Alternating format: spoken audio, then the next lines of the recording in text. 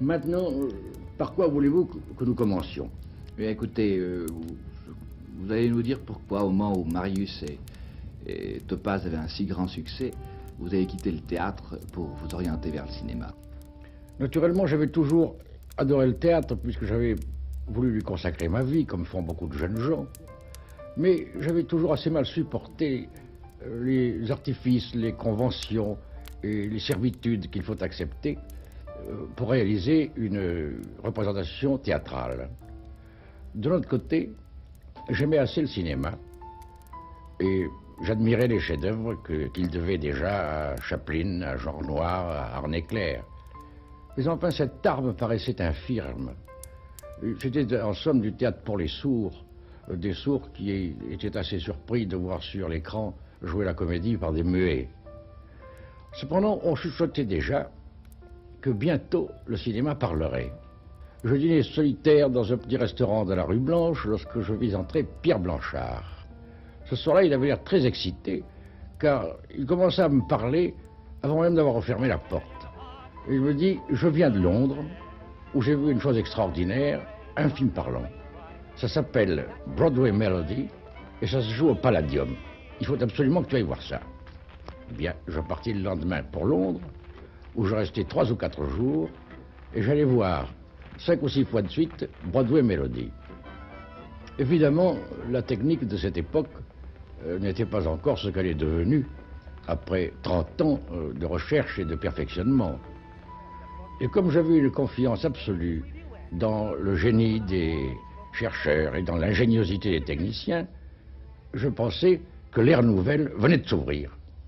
Pagnol Marcel, jeune professeur d'anglais, monte à Paris, commence à avoir du succès avec ses pièces de théâtre, Topaz puis le triomphe de Marius. Marcel Pagnol est malin, intuitif et persuasif. Ce sera la prise de contact presque immédiate avec les responsables de la Paramount en France et l'adaptation de Marius au cinéma. Énorme succès. Marcel Pagnol est prudent. Il prendra tout son temps avant de se lancer lui-même dans la réalisation. Il devient son propre metteur en scène en 1933. Il faut sans doute voir dans cette décision sa volonté constante de tout contrôler, de l'écriture à la réalisation, à la production, au choix des techniciens et des comédiens. Je me suis trouvé ensuite prisonnier d'une machine vraiment très considérable. J'avais 3 téléphones sur ma table de nuit. J'étais continuellement en correspondance avec les agences. Je signais des chèques toute la journée. J'en encaissais aussi, heureusement. J'étais devenu un commerçant. J'avais à peu près 300 employés. Avec une activité considérable et un emploi du temps surchargé, Marcel Pagnol n'a plus le temps d'écrire. Il trouve son grand scénariste avec Jean Giono. Marcel Pagnol a sa troupe de comédiens, tous excellents et tous fidèles. Il a le meilleur scénariste possible, avec une réserve importante de scénarios. Et il contrôle toute la chaîne de production des films. Plus rien ne peut l'arrêter. Dans les années 30, il réalise ses plus grands chefs-d'œuvre, tous ancrés profondément dans sa Provence natale. Pourtant, on s'interroge. Est-il vraiment un réalisateur de cinéma ou de théâtre filmé?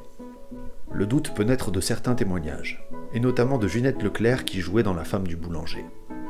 Georges Charançol, ici même l'autre jour, a prétendu que Marcel Pagnol n'était pas toujours sur le plateau quand on tournait. C'est exact, il n'y était jamais. Ah, alors, dans le camion de son. Ah. Dans le camion de son. Pour lui, si la scène, c'était surtout du texte, faut bien dire, Pagnol, il n'y avait pas d'acrobatie d'appareil, de caméra. Hein, c'était d'ailleurs pas beaucoup la mode à l'époque, et puis lui, ça l'intéressait pas la caméra. Ce qui l'intéressait, c'était son texte.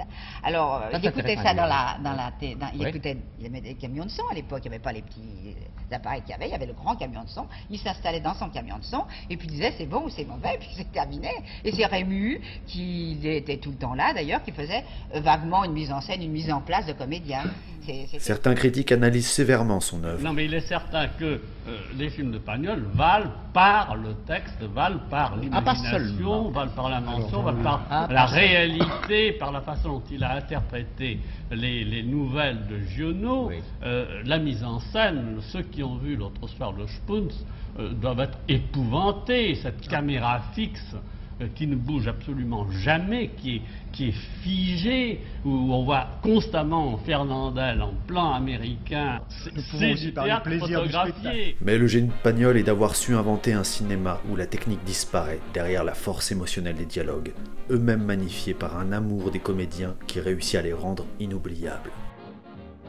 Durant l'occupation, Marcel Pagnol vend ses studios et emploie les membres de sa troupe comme ouvriers agricoles, pour leur éviter le service du travail obligatoire. Il ne retrouvera le cinéma qu'après la guerre, mais le temps des chefs-d'œuvre est passé.